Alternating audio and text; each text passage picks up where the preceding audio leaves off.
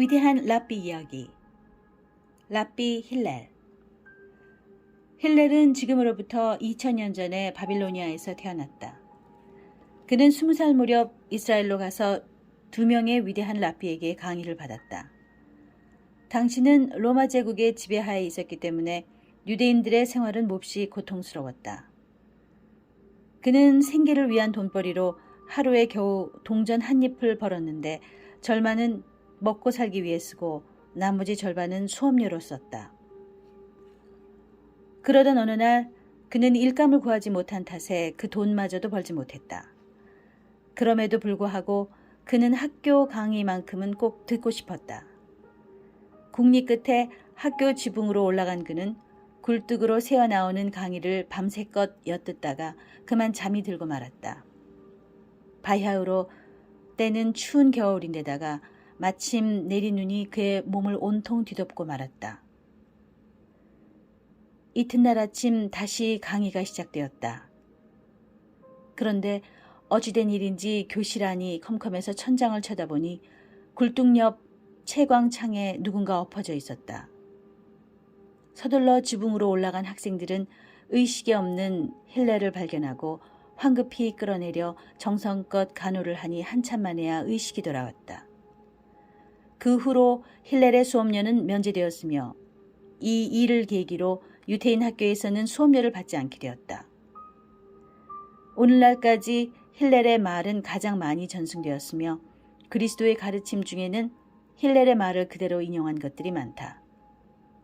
힐렐은 천재였으며 매우 점잖고 예의 바른 사람이었다. 어느 날인가 로마인이 그에게 내가 한 발로 서 있는 동안 유대인의 학문을 모두 말해보게. 이렇게 말하자 힐렐은 내가 당하고 싶지 않은 일을 남에게 시켜서는 안 됩니다. 라고 말했다. 또 한 번은 짓궂은 사내들끼리 도대체 힐렐을 화나게 할 수 있는지 없는지를 놓고 내기하기 시작했다. 유대인들은 안식일을 경건하게 맞이하고 안식일은 금요일 해질 무렵부터 토요일 해질 무렵까지 하루 동안인데 유대인은 몸과 마음을 깨끗하게 하고 안식일을 맞이한다. 이날에는 특별히 맛있는 음식을 만들어 놓았다가 먹고 이 안식일 동안에는 불을 사용하지 않는다. 마침 안식일을 맞이하기 위해서 힐렐이 금요일 낮 목욕탕으로 가서 몸을 씻고 있었다. 이때 마침 한 사내가 와서 문을 두드렸다. 힐렐은 젖은 몸을 수건으로 닦아내고 주섬주섬 옷을 걸친 다음 욕실 밖으로 나왔다. 그러자 그 사내는 사람의 머리 모양은 왜 둥굽니까? 라고 쓸데없는 질문을 하는 것이었다.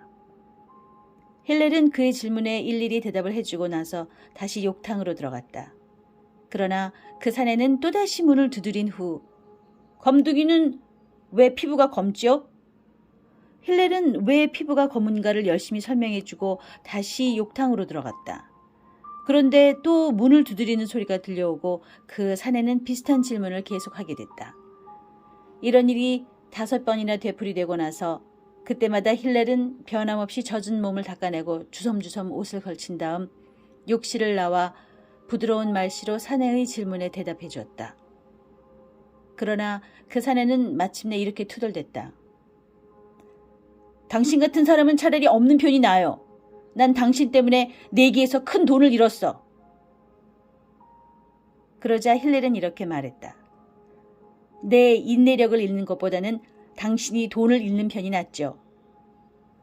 하루는 길을 바삐 걸어가는 힐렐을 보고 제자들이 달려왔다. 선생님, 어디를 그렇게 바삐 가세요? 좋은 일을 하기 위해서 바삐 가는 중이야. 제자들이 무슨 일인가 하고 그를 따라가 보니 힐렐은 대중탕으로 들어가 몸을 씻기 시작하는 것이었다. 선생님, 그것이 그렇게 좋은 일입니까? 사람이 자기를 깨끗하게 씻는 일은 좋은 일이지. 저기 있는 로마인들을 좀 봐. 그들은 많은 동상을 깨끗하게 닦고 있지 않니? 하지만 동상을 닦아주기보다는 자기 자신을 깨끗이 닦는 편이 훨씬 낫겠지.